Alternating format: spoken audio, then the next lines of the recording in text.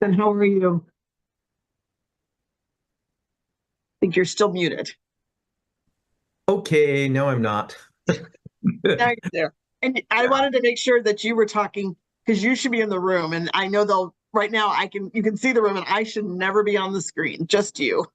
Okay, not a problem. And I'll just kind of they asked me to jump in at 3:40. Yeah. Hopefully the sound is okay and I think whatever. they want to just make sure. And Kyle, who is with our media company, he's probably, I don't know if he's come on to make sure that you're framed and all that. He just usually might to make sure because we run lower thirds under your face and we want to make sure people can read all of that and see your name clearly. Okay, It's bigger than what's here in Zoom.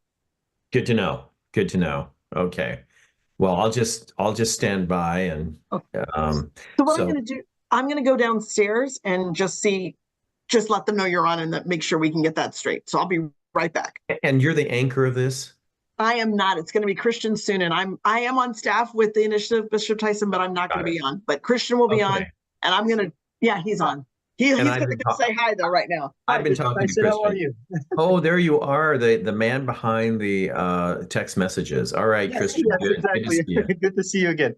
Okay, good. Thanks so much for joining. I'm going to go downstairs with the other panelists in just a minute here.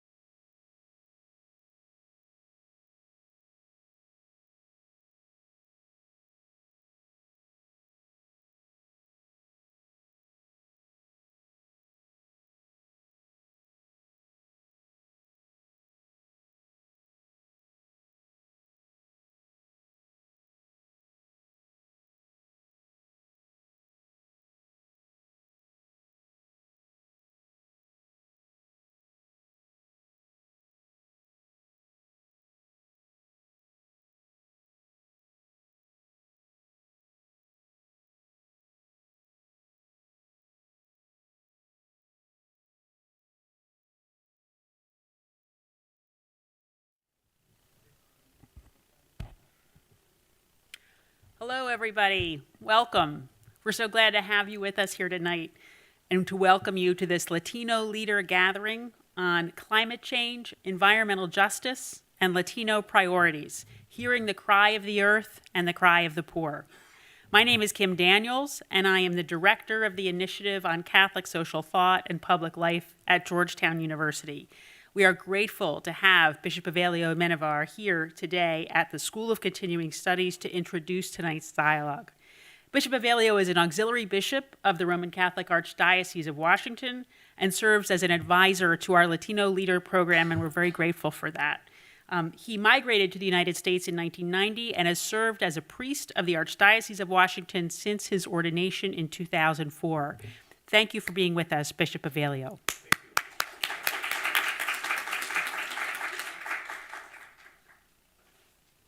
Buenas noches. Good evening. Very happy to be here with you tonight on talking or introducing actually this wonderful topic that we have today. And I was just thinking, what about if we start reading the Bible, sacred scripture, through the lenses of ecology, the care of creation, and then we will find out that from the beginning to the end of our wonderful history of salvation, the care of creation is there. The theme of ecology is there. Since God created the earth until the great renewal of everything in Christ and through Christ, there is nature, earth, and everything that earth contains, including, of course, we humans. But as I was thinking about what to talk about, how to introduce this theme, I came across a passage of the Bible, very kind of unthinkable, that you can find something about ecology in the book of Jonah, Prophet Jonah. At the almost at the very end, there is a passage that says, "Then the Lord God provided a vine and made grow up over Jonah to give shade for his head, to ease his discomfort. And Jonah was very happy about the vine. But at dawn the next day, God provided a worm, which shoot the vine so that it withered. When the sun rose, God provided a scorching east wind."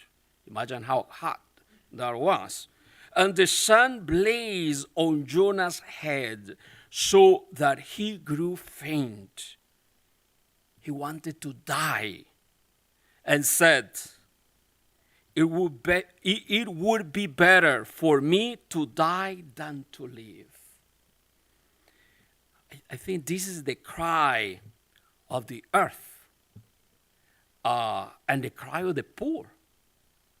When we see how the natural resources, in a way, the beautiful earth that the Lord has created just withers and dies right on our faces.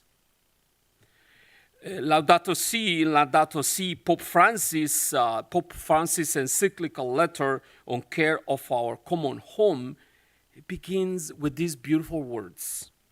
Laudato Si, mi Signore. Praise to you, my Lord. In the words of this beautiful canticle, St. Francis of Assisi reminds us that our common home is like a sister with whom we share our life, and a beautiful mother who opens her arms to embrace us. Praise to you, my Lord, through our sister, Mother Earth, who sustains and governs us, and who produces various fruit with colorful flowers and herbs. This sister now cries out to us because of the harm we have inflicted on her by our irresponsible use and abuse of the goods with with which God has endowed her. We have come to see ourselves as her lords and masters, entitled to plunder her at will. The violence present in our hearts, wounded by sin, is also reflected in the symptoms of sickness evident in the soil, in the water, in the air, and in all forms of life. This is why the earth herself, burdened and laid waste, is among the most abandoned and maltreated of our poor. She groans in travail. We have forgotten that we ourselves are dust of the earth. Our very bodies are made up of her elements. We breathe her air, and we receive life and refreshment from her waters. So Pope Francis urgently appeals to all of us, whether we are believers or not. He appeals for a new awareness and a dialogue about how we are shaping the future of our planet. He says we need a conversation which includes everyone, since the environmental challenge we are undergoing and its human roots concern and affects all of us. So a true ecology approach always becomes a social approach. It must integrate questions of justice in debates and on the environment, so as to hear both the cry of the earth and the cry of the poor, because everything is connected, the Holy Father says. So I'm very looking forward to hear our panelists talk about this wonderful theme. So God bless you.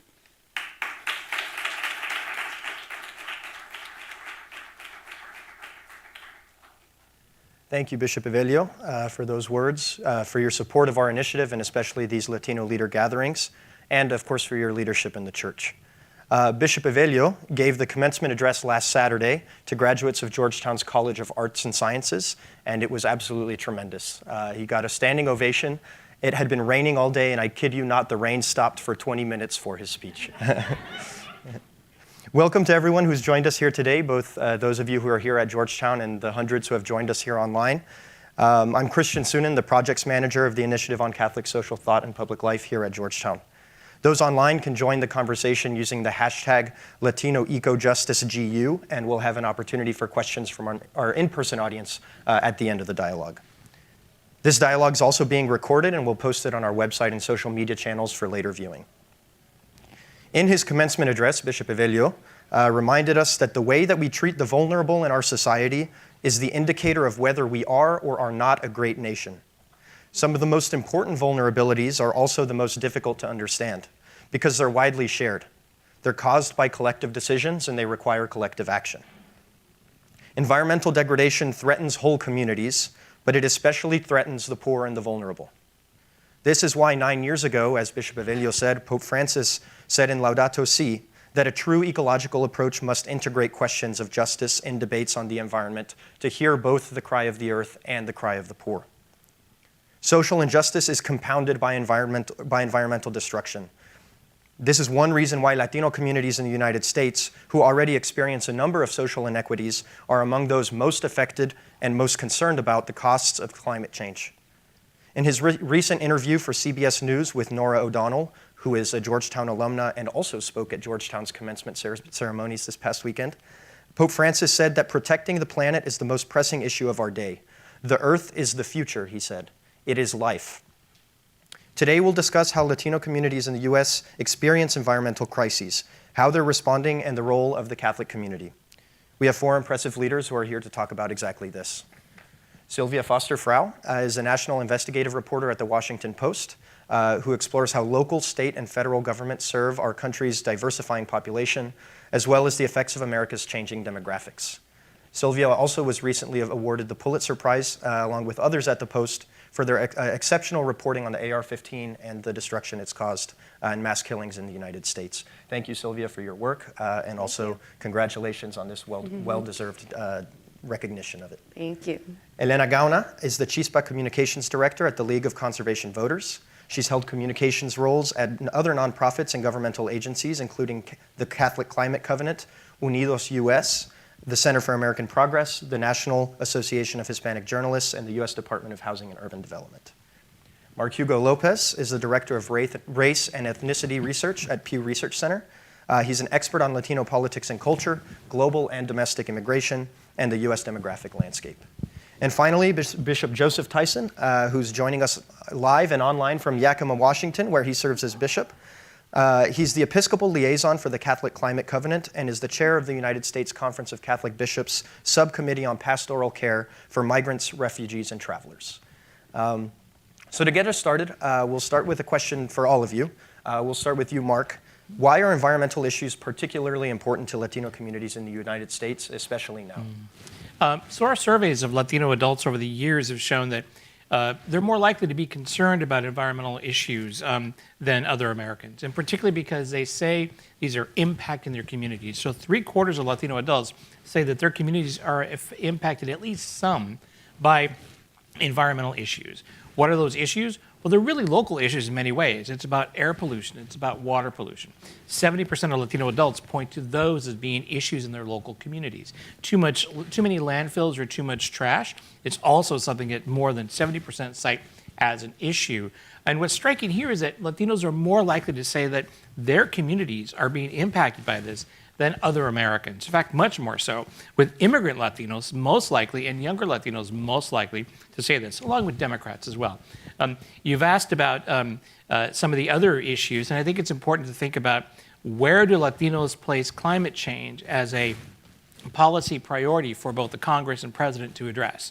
And you'll see that about 61% of Latinos say addressing climate change is something that should be done by the President and Congress. It's a top priority, more so than the general public.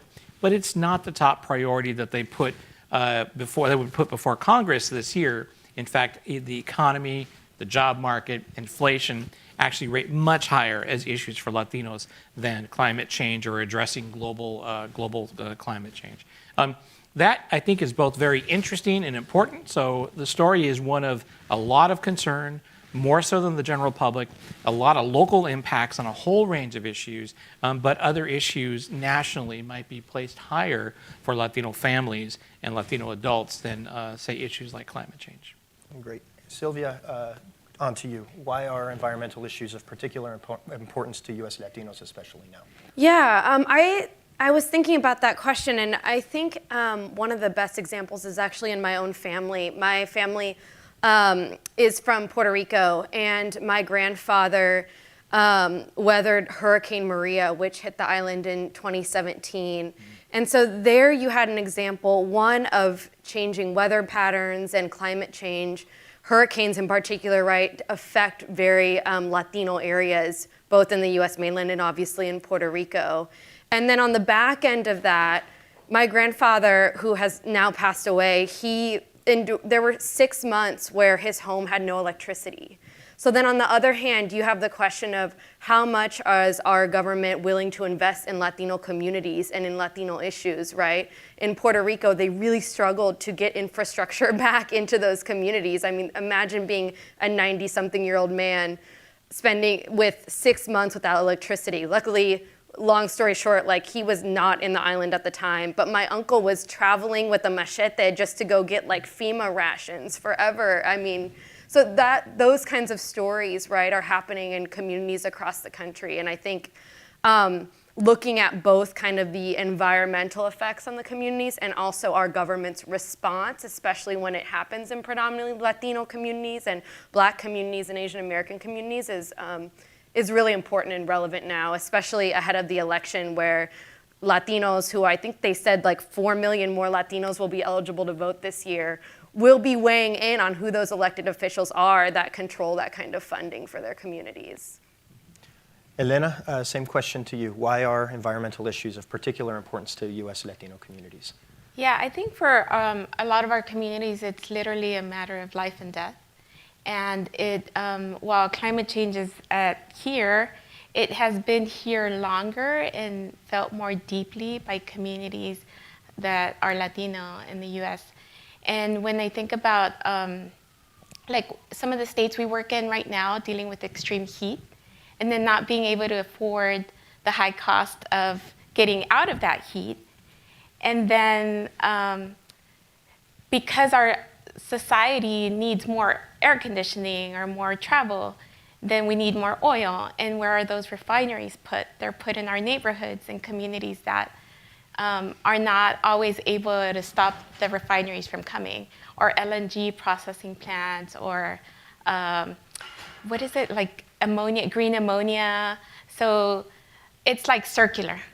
And so these effects are just felt deeply longer and at every stage of our lives. Bishop Tyson, same question to you. Why are environmental issues of particular importance to U.S. Latinos? Yeah, thanks. See, it's a great opportunity to dialogue, so thank you. I'm bishop with the diocese where I was born, and I'm bishop in the cathedral where I was baptized. So we spoke German with our grandparents, English on the streets, and Spanish in the field. So those are my three languages. It's my home. But we're also home to a large Hispanic community that goes back to the Second World War, when when we sent an army to Europe, Mexico sent an army of harvesters going back to the Bracero laws.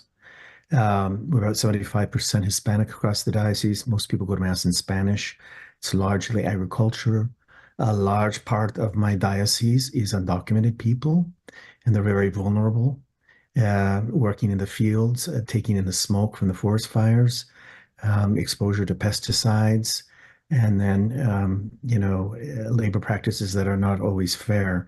It's a blessed place, but in terms of particularly the environment and the conditions in which our people work in the fields can be very, very hazardous. So that's why it's kind of core here that we're looking at this here in the Diocese of Yakima.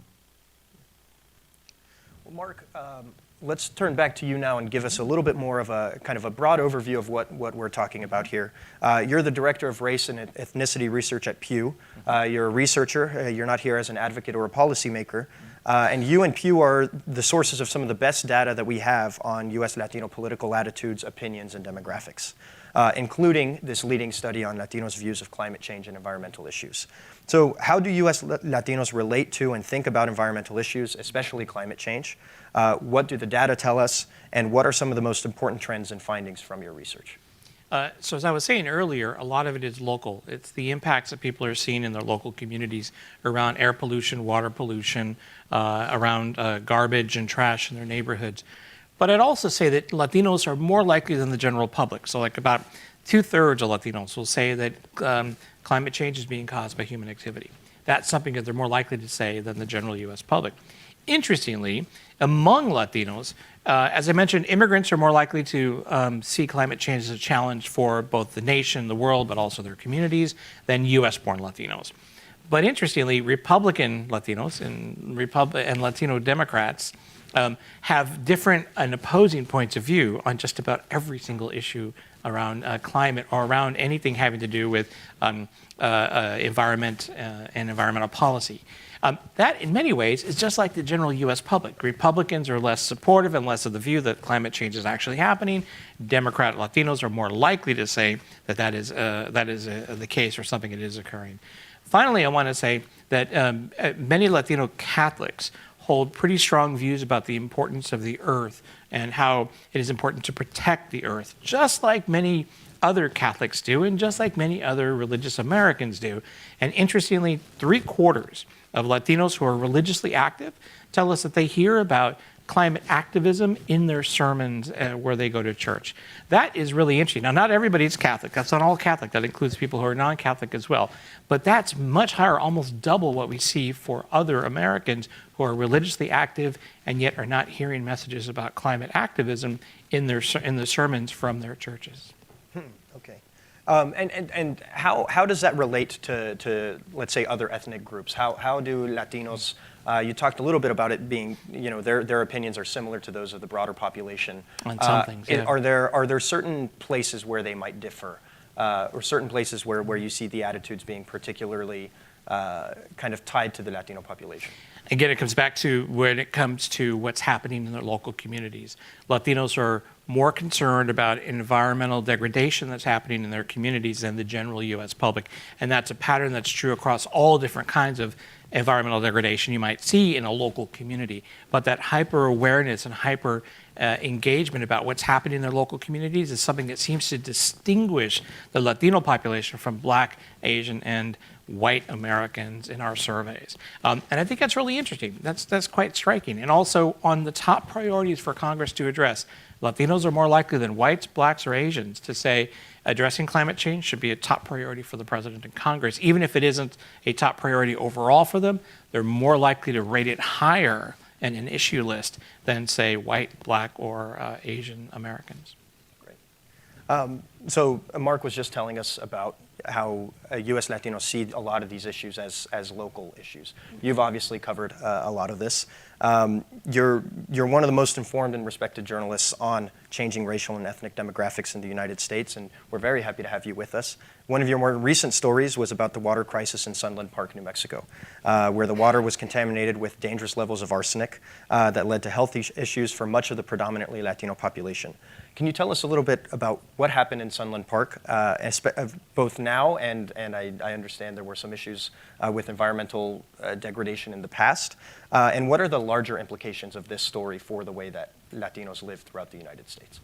Yeah, so I did a story out of Sunland Park, New Mexico, which is a small community on the border with Mexico and Texas. It's kind of right near El Paso.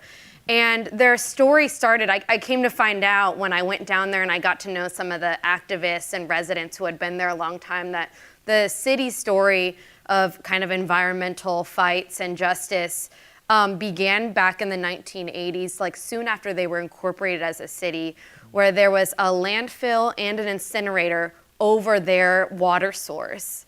And a group of folks called Concerned Citizens of Sunland Park all banded together and basically advocated really hard to remove the incinerator and also to deny a permit for the landfill that was above their water.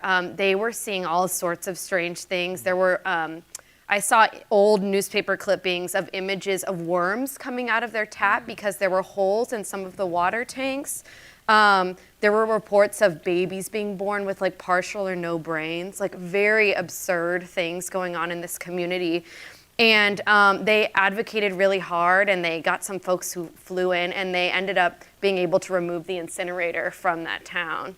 Fast forward to now, I'm an investigative reporter, and I was looking into the issue of water. This year marks 50 years since the passage of the Safe Drinking Water Act. And so the kind of question was, how are we now after this kind of like landmark ruling that was supposed to ensure safe drinking water for all communities and everyone across the country? And what I found was that in Sunland Park, after requesting some records and meeting folks down there, had for at least 16 years reported illegally high levels of arsenic in their drinking water. And people were talking about a host of health problems. I met families that had a lot of family members who were struggling with cancer or who had died from cancer. Diabetes is very prevalent, skin lesions, hair loss. One of the interesting things about this phenomenon is that environmental issues disproportionately affect low-income communities, right? And a lot of times, low-income communities also have disproportionately high rates of a lot of these illnesses and conditions. And so it's also very hard in those situations for those communities and those lawyers and activists to prove that these kind of long-term conditions and diseases are exacerbated by this particular environmental factor. In this case, it was arsenic. And so they really struggled to kind of even build a case and make that connection. And there's not a lot of great science yet able to do that kind of thing. But basically, over the course of my investigation, some of the residents, it was really the older folks who remembered back in the 80s what it was like, kind of having to do that fight, that tried to basically revive that same momentum and energy. And they faced a lot of barriers. It's like an 85% Spanish-speaking community. And a lot of the government notices and meetings were in English, and so there was a very big language divide and civic engagement issues and kind of a host of barriers that made it really difficult for them to kind of raise their voice. But I can kind of wrap it up by saying, at least for now, since my reporting, the state of New Mexico has been launching probes and investigations into that water utility to try to figure out what was going on. Another kind of element to this story is that arsenic is actually naturally occurring in the rock in those areas and in lots of parts of New Mexico. So it really is incumbent on the government to make sure that there's arsenic treatment plants that are up and running and working constantly to keep the drinking water safe. And so this was clearly not an example. This wasn't a natural phenomenon that was suddenly occurring or suddenly started 16 years ago. This is like a long-standing element that had been there, that there's treatment facilities there in the city, and the government just wasn't keeping on top of making sure that that water was clean. And so, Sunland Park can be used as an example, both of like kind of the struggles to fighting that kind of issue. I think it can be an example too of, the role that government plays in environmental issues.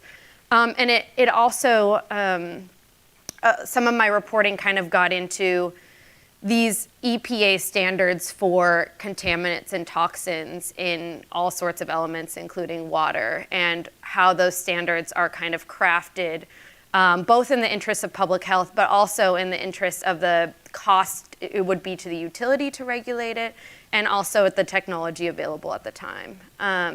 And so, I kind of used Sunland Park and their story, both obviously to kind of shed light on what was going on there, but also to show it as an example of these bigger issues. So you talked about legal barriers, you talked about language barriers, you started talking about political challenges. Let's talk a little bit more about the political challenges. Another story you wrote back in December focused on Dodge City, Kansas, a city whose population is primarily Latino, but whose city council is almost nearly all white. How does that come about? How do those disparities in representation come about? And what do they mean for the way that governments, local, state, or national, are able to respond to crises like the one that we saw in Sunland Park? Yeah, so Dodge City is kind of a famed old Western town. It's the site of a lot of kind of old Westerns, and it's kind of seen in the public imagination as like a classic kind of white American Western, right, with cowboys. And it's funny, when I went there driving down, like they still have a lot of that symbolism everywhere in the town. But that city is actually 65% Latino now. And that's in large part due to the meatpacking plants that are in that corner of Kansas. And what I found there basically was the government structure. They don't use single member districts. They use basically a form of city council election where everyone in the town gets to elect everyone on the board. And what a lot of kind of experts in elections and voting rights have found is that single member districts, so districts where you're representing a neighborhood in a city and then another council member is representing another neighbor, often leads to more equitable elections. And so we kind of decided to focus on Dodge City because in all of these conversations about voting rights and elections and redistricting at the congressional level, there's also this kind of tool or system at the very local level, like the level of that really controls your everyday, your schools, your roads, that kind of thing. That is very much, depending on what kind of election structure you have at the local level, can very much determine the representation you have on the board. And as we all know, this is another example of a more recent immigrant community so there is a language barrier there and other things where it can be very helpful to have people who look like you and are from your background running the city. So let's talk a little bit more about those local efforts, and that's a perfect time to turn to you now, Elena. You support the League of Conservation Voters as part of CHISPA, which is an effort to organize and mobilize Latino communities that are facing environmental issues. Silvia told us about one community facing a toxic water crisis, but we know that these kinds of environmental crises threaten low-income communities and communities of color around the United States. How can we begin to understand and respond to these twin economic and environmental crises, what Pope Francis has called the cry of the earth and the cry of the poor, and improve these situations of disparity? And also, what does the Catholic faith provide for us in terms of understanding and addressing these linked crises? Thank you, Christian. Yeah, I wanted to, that makes me think of taking it way back to CCD. Which I think is, I hope it's still called CCD, Sunday School. And, and I remember in second grade, one of the biggest lessons I got from our teacher was we were learning about the 10 Commandments. It was, thou shalt not kill, no matarás. And I remember the teacher standing up and saying, matar no es solo boom, boom, boom. You know, killing is not just boom, boom, boom. You also have the ability to kill people's spirit and people's soul. And that is what the commandments also talk about. So I've really grown up with this lesson my whole life of trying not to harm other people's spirit and soul, and seeing that as part of living my Catholic faith. So it's interesting to me that now with CHISPA, we work with communities in Texas, Arizona, Nevada, Colorado, Maryland, at times in other states like New Mexico, New York. And we do work with partner orgs, and some of our events are very focused on recreation and fishing and hiking. So it's not to say that that's not part of our work as well. But I think the origin story that I hear from our staff and our leaders and our community organizers is more urgent and is more like, my child can't breathe. We don't have safe drinking water. We can't afford energy prices. I didn't come to retire to this community to have a refinery next to me. So what makes our community become environmentalists is, you know, with the community organizers we work, is more urgent and more connected to life and death of their children and of themselves and of their neighbors. And so this made me think of how, oh, I'm sorry. What was the second part of the question? What does the Catholic faith provide in terms of our understanding of these issues? Oh, yeah. So the cry of the earth and the cry of the poor has a very physical connection. Sorry, I lost my train of thought. And how people are like literally, their physical environment is harming them. And so that is the cry of the earth connected to their bodies. But also the cry of the poor is that, going back to that issue of thou shalt not kill, how people, spirits and souls are harmed because they, like everyone, wants to live in a community that they can be proud of. And yet they know in their hearts and in their souls that not everybody has to deal with not having safe drinking water. Not everybody has to go out and buy water every day. Not everybody has to go outside of their home to a cooling center because their home is not livable. And so that goes to hearing the cry of the earth and the poor, very viscerally connected to the idea, the Catholic idea of human life and dignity of every person. And so that's where, when we hear both as citizens or as people of this earth or as people of faith, we're hearing those connected. So let's talk a little bit more about what you've seen in the communities that you work with, the ways that they've tried to address these issues. What needs to occur on the local level? What are some things that you've seen that have worked well? And what needs to occur on the national level to address these issues? How can communities of faith and others respond to make a difference? Yeah, locally, I think, Silvia, you talked about like Spanish-speaking communities becoming, like advocating for themselves. And locally, I'm just continually impressed by lots of moms and lots of dads who may not even speak English, but organize with their neighbors. And in Maryland and in other states, one of our biggest campaigns has been clean buses for healthy niños.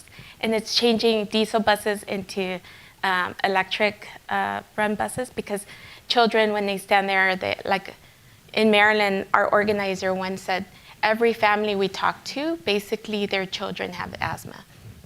And so when they change the bus to an electric bus, it's cleaner, it's safer, their children can breathe.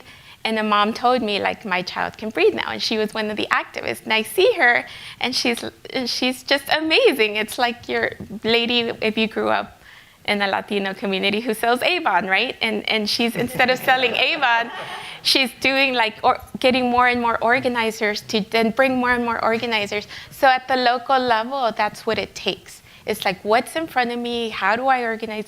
And they become such leaders. They go meet with their elected officials, and they don't have all these talking points. They literally are sharing their story and changing laws. And so when we become civically engaged like that, they're not just voting, they are speaking up, organizing, attending meetings, signing petitions, sometimes running for office. And so that's what it takes. And I think, like, in Colorado, one of our big issues is safe drinking water. There are a lot of, like 1/5 of the community, Latino community in Colorado, according to our organizers, live in mobile homes where they don't have clean water. And that's not an issue that anyone was helping them with. And now they're organizing around that. And like Nevada and Arizona, they're working a lot on heat islands.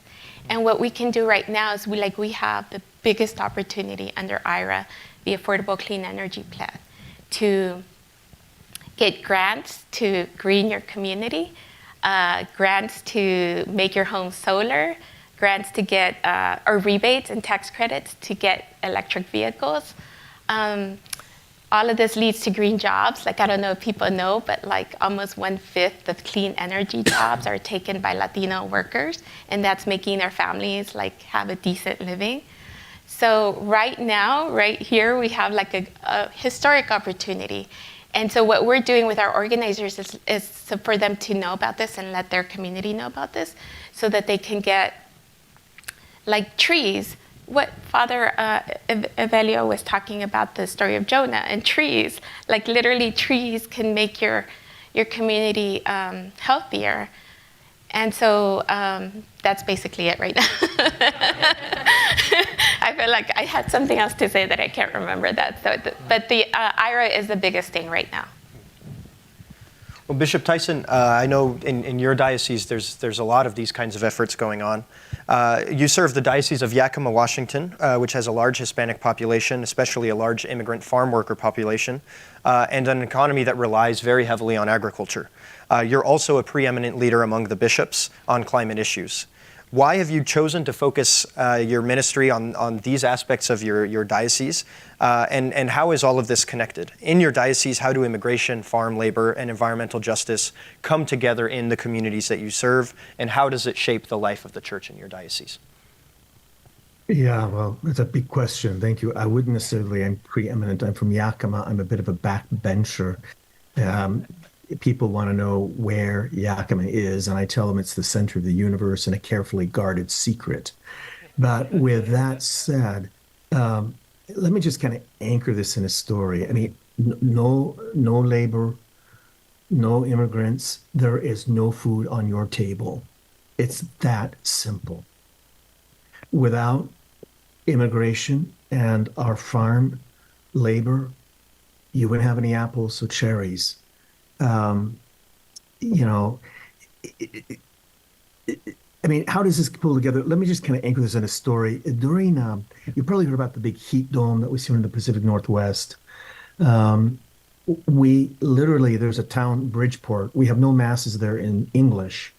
Most of the folks have immigrated from, in that part, are mainly from towns and villages in the state of Guerrero. And many would be working on, false documents. They would be undocumented. Literally, the entire town was surrounded by fire. And this is not forest fire. That's another story. We have that going on right now. But then, literally, the earth was drying out. And the entire, so these were field fires that had surrounded the town. 15 of our parishioners needed to relocate. I mean, This is climate change forcing migrants to migrate. And of course, harvest is going on. So, people are in the heat. They're breathing the smoke. You might have heard about Lillooet First Nation in British Shores, about halfway between Yakima and Penticton, British Columbia. Lillooet exploded in flames, and the entire town was incinerated. It reached 40 degrees. It was a record, 40 degrees centigrade, a record in terms of incineration. Well, we're all, breathing that smoke and picking cherries. Cherries need to be picked in the morning because the sugar recedes back into the tree when the heat hits. So these are multiple factors that impact the life of our people. In a couple of weeks, I require the seminarians to pick fruit in the summer. Because if you want to elevate the bread and wine, the gift of the earth, the work of human hands, I want my men who are future priests to know the labor that goes in to put the cherries into the basket.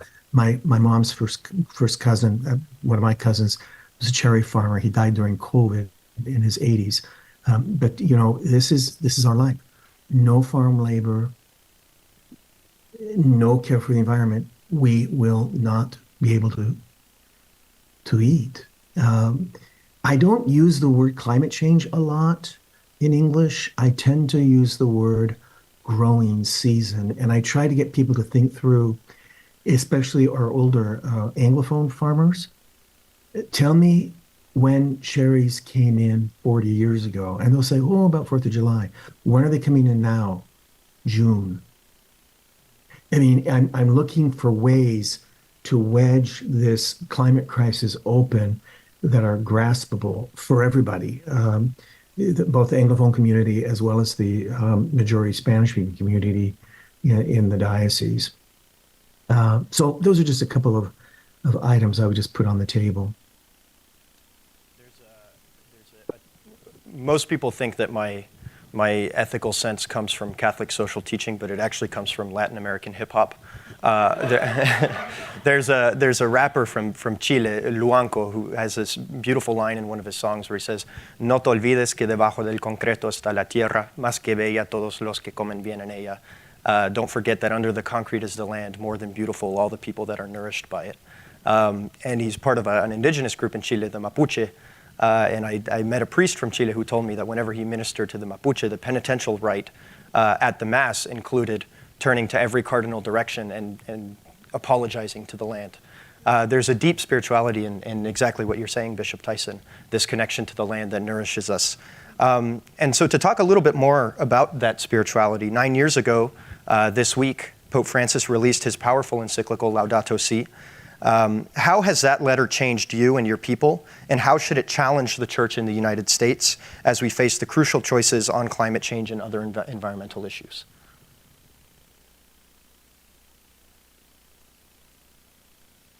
Is that my question? Yes. Or How has Laudato Si challenged the Church in the United States as we face environmental issues? Well, just a couple of things, and I hope this is making sense. Laudato Si is the centerpiece of a triptych that includes Tutti Fratelli, because there's a big section Laudato Si about people and an integral human ecology, and Laudate Deum. So we shouldn't estimate the fact that each one of these is a direct quote from St. Francis. I mean, Laudato Si reads like a graduate course seminar when you really get into the economics and the interplay of how things are interconnected economically, socially, spiritually, and humanly. But it's grounded in a spiritual vision of St. Francis. The titles are directly from the writings of Francis, the canticle as well as his rule of life. And in many ways, I would invite people to see Laudato Si as one long Lectio Divina. It's one long meditation, prayerful about our praise of God, our treatment of the environment, and how well we're doing that. So I think that is key, because this is about living the life of conversion. I mean, I want us to be elbow and knee with the people in the fields, so we know in our bones, what the effects of climate change and the climate crisis are doing to our people. I mean, I love the opening prayer from the bishop, because in a certain way, I'm oversimplifying this, but in sacred scripture in the Old Testament, the land sealed the covenant between God and the people. And when the land was treated well, people would flourish, and the covenant was kept. And when we were not just to people or just to the land, the covenant was broken. And so this is about a spirituality of renewal, of us really treating with dignity the human person, and all they do and all we do and we are in the land, in the earth. So this is the call to conversion and to an openness of heart and an accompaniment. I want to say one more thing, and I hope I'm not over talking. Since we're all kind of flipping a little bit into Spanish, even though this is in English. The one thing one word, I was rereading this today. In Spanish, in English, you read in Laudato Si, Pope Francis decrying the throwaway culture. But, in Spanish, and this better than I do, the term in Laudato Si in Spanish is descartados. In other words, it's like we treat people like packaging, and we just discard the packaging and grab the product. It's a deeply narcissistic, twist. I mean, Pope Francis can be very creative, and he doesn't necessarily use our northern category, fachas, chanclas, cachucha, things from Aztec words, but he's got these Italian twists in his Argentinian Spanish. But descartados, it's very strong. It's more than throwaway. It is just discarding people in order to grab the what we want from the earth and the product we want. This is a deep call to conversion, and it's very hard to preach and put that in front of people at times. I guess I'm grateful. We spend a lot of time on Aquí Allá. We do public affairs programming with others on the Radio Cadena, La Voz del Campesino, here in Yakima. And we do try to provide opportunities, especially in Spanish, for people's voices to be heard. I should stop there because I think I'm talking too much, but thanks for the question. Well, I'm interested in what you said, Bishop Tyson, about these immigrant populations, and I know, Mark, you've done some work that kind of talks about first generation, second generation Latinos and how their opinions differ. Can you talk a little bit about that? What is it that we see there? How do ties, the closeness of a person's ties to Latin America affect the way that they respond to these surveys? Yes, it's actually quite striking. As I mentioned earlier, immigrant Latinos, more likely than native-born, U.S.-born Latinos, say climate change is an important issue the country should address. But it varies by immigrant generation. So the farther you are from your immigrant family, the less likely you are to be distinct in your views and look more like the general U.S. public among Latinos. But also, interestingly, going the other way, when you take a look at immigrant Latinos who are more recently arrived, they have much stronger views about concerns about the environment, concerns about global climate change, concerns about issues and about environmental degradation in their own communities than immigrants who've been in the United States longer. So among Latino immigrants, there's even a unique story. So the closer somebody is to those roots in Latin America, the stronger is their views about what's happening in their communities on any of the measures that we look at. It's actually pretty consistent across all these different measures. So that's the story that we see across when you've arrived, but also across how far you are from your family's arrival in the United States. Can I? Yeah, absolutely. Can you explain why you think that is? Like, is it related to that some immigrants are fleeing because of, like, weather-related issues in the agriculture that they worked in back in their home country? Or It could very well be. And whether or not this was something we would have seen 10 years ago or 20 years ago, that I don't know. So in our most recent surveys, this is a pattern, and those who are coming more recently from Latin America may be bringing those concerns with them. And I think that what's happening with the U.S. born is they're looking more and more like the general U.S. public in many ways, particularly those who are third or higher generation. They're more likely than not to be the children of parents, one of whom is Hispanic, one of whom is not. So their parents have intermarried. That may also be impacting the opinions of those who are U.S. born to look more like the general U.S. public on a number of measures.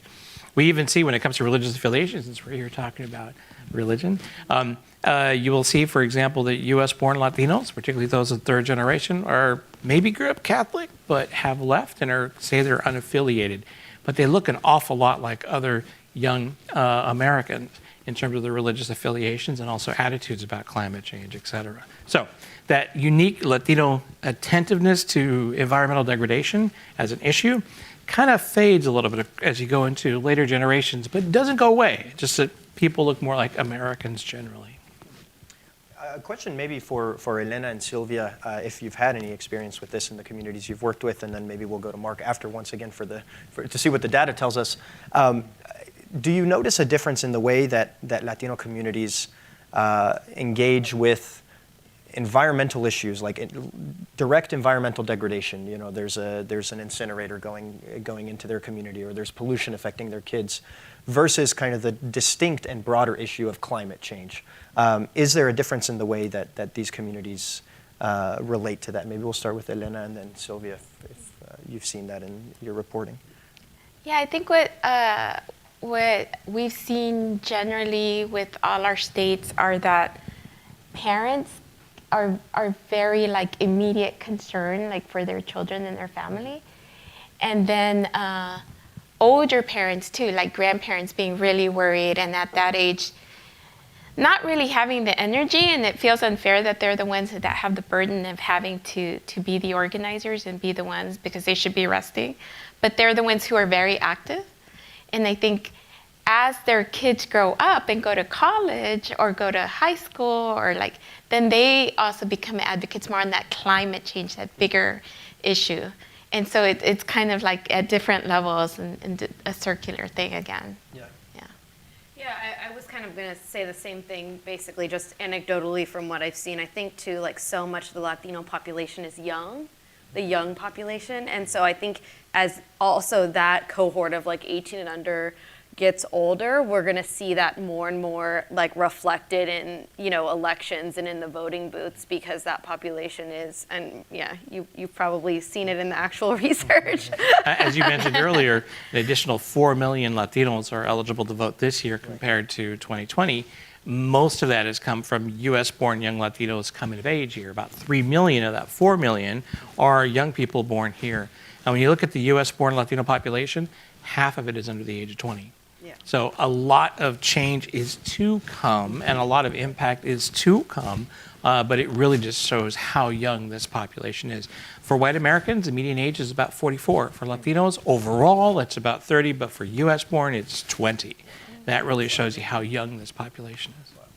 Well, I want to make sure we get some time for questions from the audience. So if anybody has a question, yeah, let's get you. Oh, sorry, there's a microphone coming around. Yep. This is a question for Mark. I'm Cuban American. I'm wondering. I'm Mexican American. Okay. I'm wondering, with the surveys that you did you break it down by different Latino groups? And if so, did Cuban Americans stand out on this issue in particular? For this work, no, we were unable to do so because the sample sizes aren't sufficient for anything but Mexican Americans. Not to say that we design our surveys to satisfy my family, but The Mexican American population makes up almost 60% of the adult Latino population. Another 10% is Puerto Rican, but then we start to get down to 3%, 4% for some of the larger, for the other groups like Cuban or Dominican or Salvadoran. And that already is tough to have a sufficient sample size for these groups, except for maybe some big surveys. I will say, most Cuban American adults lean Republican, and that there has been an increase in the share who lean Republican since 2016. So through the Obama years, there was a growing share that were Democrat, still mostly Republican, but the Republican share has gone back up again. And so whether or not that's correlated with attitudes about climate change, as I mentioned earlier, I don't know if it's Cubans who are driving those changes, but Republican Latinos Don't hold that against me, please. and touche. There is probably a link there. But I also want to say that not every Republican Latino is Cuban. And I think there's oftentimes that mistake is made that, it's because Republican Latino, they're just in South Florida. Actually, no, there's a lot of third-generation Mexican Americans who are also very conservative and also Republican-leaning or Republican-identifying. So, sorry I can't answer your question better. No, that's okay. Thank you. Any other questions? Christian?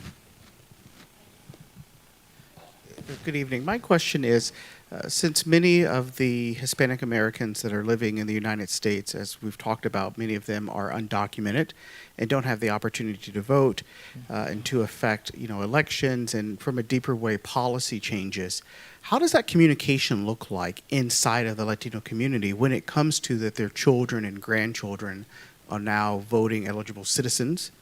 And what does that look like? Is there an intergenerational influence on how they vote, or do we see a lot of independence in that? And not just from a research standpoint, but also from a grassroots standpoint. Like, what are the community organizers saying? What are the organizations on the ground saying? Let's go. Maybe Bishop Tyson, if you can speak. I don't know. You mentioned a lot of your diocese is undocumented. Maybe if you have anything to say, and then Elena also, since you're working kind of in the organizing world. Yeah, well, it's a great question. I mean, we are highly immigrant. Let's put that on the table. And Mark's data is very fascinating. I wish we were better at looking at data and calibrating our response. We do a lot on Radio Cadena, La Voz del Campesino. And so a lot of the community organizing, the participation for people who cannot vote is done through community forum and through radio and social gatherings and, dare I say, pachangas. No, I mean, you just find ways to bring people together to talk about their concerns and listen very carefully. I think, again, that's why in many ways the diocese and our ministry is pretty active and our masses are jammed in Spanish, because the social, the political, the spiritual, the agricultural, the communal, all are on the church and around the pastor, partly because there's no other forum if you're undocumented. And there's, when you walk into a church and you're undocumented and you walk in to a mass that's jammed with other people who are working in the fields, you think to yourself, I'm not alone. We are many. So that's kind of how organizing works on that first generation, and we have people that get on the air for KDNA and people that get in front of other people. There's no political outlet other than that. I mean, there's certainly some processions and we have some big community things, but I hope that is a great question. So thank you for the question. And I hope that just sheds a little light, at least in my part of the world. Let's go, Mark, quickly, if you have any data, and then let's go to Elena on this as well. I was going to say that about 8 million Latino adults are undocumented immigrants. So that's on a base of about 46 million or so Latino adults. Gives you some sense of how big that population is. Majority of undocumented immigrants are from Latin America. But I was going to say, one thing I was going to point out is that, I don't know if you know this or not, but Congress, if they voted today, maybe tomorrow, is trying to change a law here in the District of Columbia that allows undocumented immigrants to vote in local elections. We've been talking about the importance of local issues around the environment as being important. So in some places around the country, undocumented immigrants would have a voice in local elections and in local places. Now, that's not uniform across the country, but places like DC are one of the few places in the country where undocumented immigrants can vote in local elections. Elena? Yeah, and I wanted to say, I work with Chispa and started about 10 years ago, and the idea maybe at first was like, let's get people who are affected by climate change to hear about this as an environmental issue and vote on it. And then very quickly people were like, no, that's not the way to approach this. We need to organize, help people organize from the ground up on the issues that affect them and get them more civically engaged. So the idea of civic engagement is way more than just voting. It is a lot of carne asadas. It is also rallies, petitions, and just having the power of the people that you don't necessarily have to, and I'm not even saying that they can't vote, but what I'm saying is you don't necessarily have to be a voter to have that power and to have your voice heard and to affect change, because people still listen and things still change. So I think that, yes, there's voting, but there's way more that we're trying to bring to the table as far as civic engagement. Let's get maybe one question. Yeah, Fatima.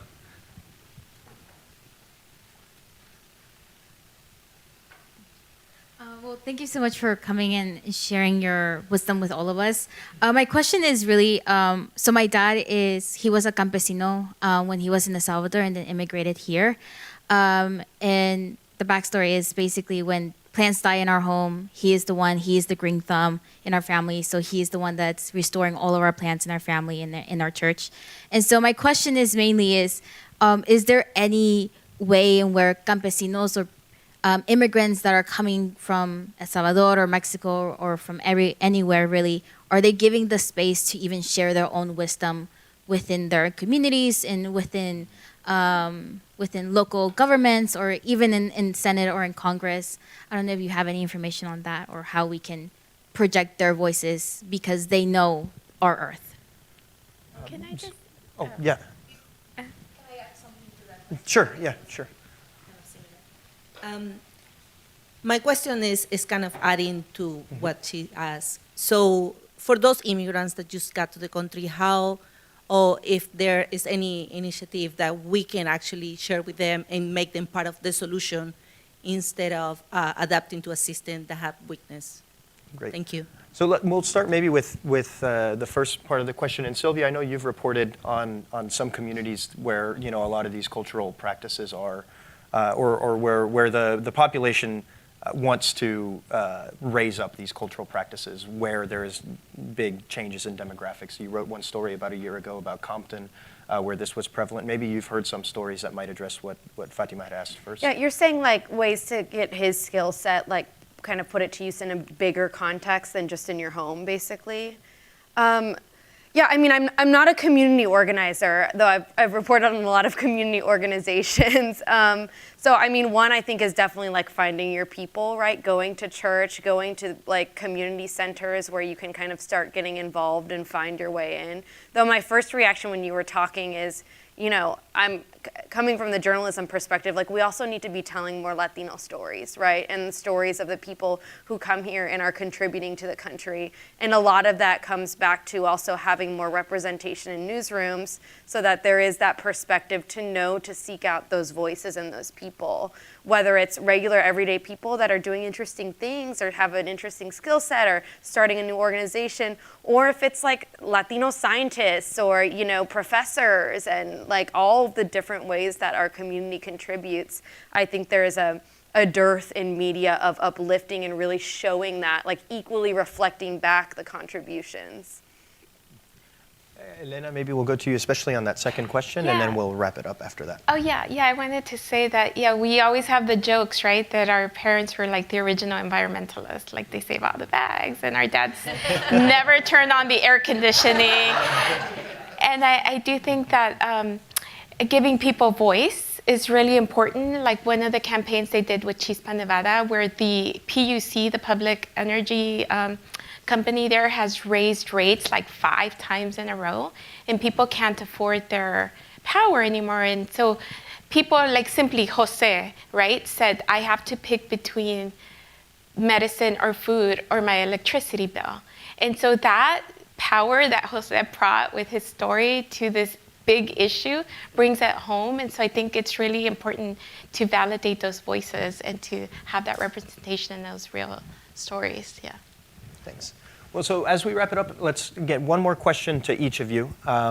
Just a quick response. What is the most important thing to remember as we think about the connection of Latino communities and environmental justice? And what is the most important thing to do? And let's start again with you, Mark.